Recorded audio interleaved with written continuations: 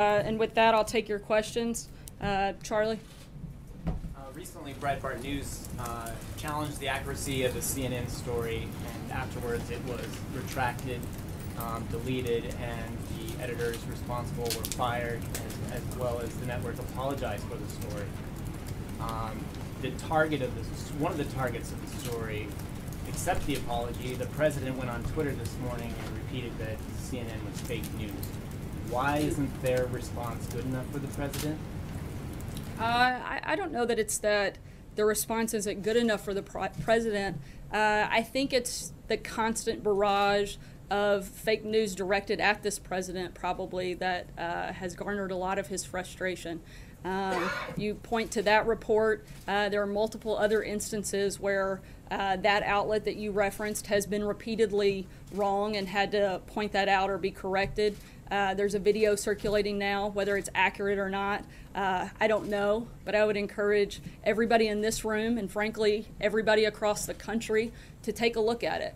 I think if it is accurate, I think it's a disgrace to all of media, to all of journalism. I think that we have gone to a place where if the media can't be trusted to report the news, then that's a dangerous place for America. And I think if that is the place that certain outlets are going, particularly for the purpose of spiking ratings, and if that's coming directly from the top, I think that's even more scary and certainly more disgraceful. And I hope that that's not the direction we're headed. I hope that outlets that have continued to use either unnamed sources, sometimes stories with no sources at all. We've been going on this Russia-Trump hoax for the better part of a year now with no evidence of anything. Things like the success at the VA barely get covered. They may get covered for an hour at a time, but this story gets covered day in, day out. And I think America is frankly looking for something better. They're looking for something more, and I think they deserve something better from our news media. Does the president actually expect us not to report on stories of a foreign country trying to influence the presidential election? I don't think it's that it's expected that you're not to report on again, actual news if there's something there. But again, I think that there are a lot of things happening in this world that frankly a lot of people would like to hear about, whether it's job growth, whether it's deregulation, whether it's tax reform, health care. I think a lot of those things deserve a lot more coverage than they get. And all we're saying is, you know, I think that we should take a really good look at what we are focused on, what we are covering, and making sure that it's actually accurate and it's honest. If we make the slightest mistake, the slightest word is off, it is just an absolute tirade from a lot of people in this room. But news outlets get to go on day after day and cite unnamed sources, use stories without sources, have, you mentioned the Scaramucci story where they had to have reporters resign. Come on, you're inflaming everybody right here, right now with those words. This administration has done that as well. Why in the name of heavens? Any one of us, right, are replaceable, and any one of us, if we don't get it right, the audience has the opportunity to turn the channel or not read us. You have been elected to serve for 4 years at least. There's no option other than that.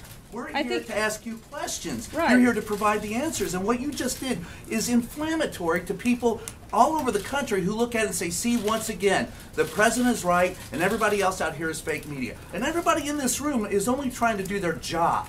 Well, I disagree completely. First of all, I think if anything has been inflamed, it's the dishonesty that often takes place by the news media. And I think it is outrageous for you to accuse me of inflaming a story when I was simply trying to respond to his question. Okay. Jim, there are two questions, just like NBC. Given the news about CNN's... Be careful letting NBC set your standard. Given the news about CNN's erroneous story about Anthony Scaramucci, does the White House believe there are other Russia-related stories from major outlets that have not been retracted and are just as false, including the February 14th story in the New York Times about collusion between the Trump campaign and Russia, which James Comey called into question, which many believe the CNN story was based upon? I would have to look back at that specific story. There have been many by the New York Times that I would probably disagree quite a bit with. I think you could take it pretty straightforward that this administration disagrees with all of the stories that claim that the president and his campaign colluded with Russia in any capacity. So I think he's been extremely clear that he believes that's a hoax, and certainly something that's not true and didn't take place. And any story related to that, you would, I think, find frustration from this team here. The CNN retraction, does the White House now believe the news media have an obligation to review stories on the Russian Trump issue and retract questionably sourced stories on the topic? I'm sorry? I'm not following the... Do you believe that the media should go back and look at anonymously sourced stories on Russia and Trump and, you know, maybe start a review process and retract where necessary? I think that'd be a great idea. I certainly don't think that you would get arguments from us if there were retractions from outlets on fake stories. But I also think that, you know, there's a moment where we can all do better. And I certainly think that's what we strive to do every day, and hopefully that's the goal. I know it is of many, and hopefully it will continue to be of not just the news media, but everybody involved in the process to continue to do better, to continue to strive for excellence, and to continue to deliver the best we can for the American people. Kevin. Thank you, Sarah. I just rapid fire because I know we've had a bit of a long briefing here. Would it be fair to, let me ask you this way, how would you describe the president's mood on health care? Concerned, still encouraged, and what did you make of the CBO score, if you talked to him about that? And then secondly, I'm going to ask you about the warning to Syria. What's the message that the administration wants to convey, not just to the world community, but also to the American people who see headlines like that and they wonder, are we hurtling headlong into a major situation in that part of the world? I'll start with healthcare first. Obviously, we're continuing to be optimistic. The president is committed, as he said, and all the members of the administration have said repeatedly, to repealing and replacing Obamacare, working with the Senate, working with the House, making sure we get the best bill. For us, it's never been about the timeline, but about getting the best piece of legislation that helps the most Americans. And that's what we're continuing to do day in, day out. That's the reason the president has asked members of the Senate to come here today, so that they can talk through that, so that they can figure out the best way to move the ball forward. That's the goal of the meeting this afternoon, and that's the goal of the administration. In terms of the CBO score, as we said yesterday, the CBO is a budget office, and while it does very well at times predicting things on budget, whether it's revenue or spending, I don't think it does a great job, and I think the administration's been clear and consistent that we don't always agree that it does a great job predicting coverage. I think we saw that given their history. They projected that Obamacare, there would be 24 million people that were part of that. There were only 11, and that number is dropping every day. So I don't have a lot of confidence in that number on that part, but I do think that some of the places where they do a good job again are on the budget and the revenue side.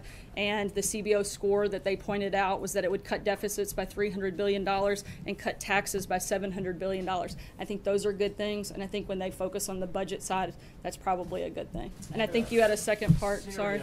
The warning to Syria, what's your message to the international community and also to the American people who may be concerned when they read a headline like that they're thinking, well, we may be hurtling toward a situation that involves the U.S. in that part of the world?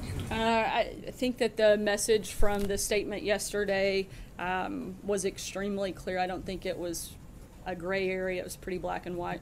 Major.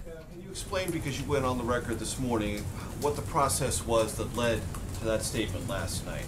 Were members of the team at the State Department or the Defense Department taken aback by that statement, or were they fully involved? Can you give us an idea of how the process internally worked to deliberate that statement and then create the statement for public release? I can tell you that leadership from the State Department, DOD, DNI, the CIA, as well as members of the administration within this building were part of that process from the very beginning and fully aware. Can you give us a timeline from the very beginning? Was that a yesterday or? I'm not going to walk through the detailed process of a timeline on how that was released for intelligence purposes.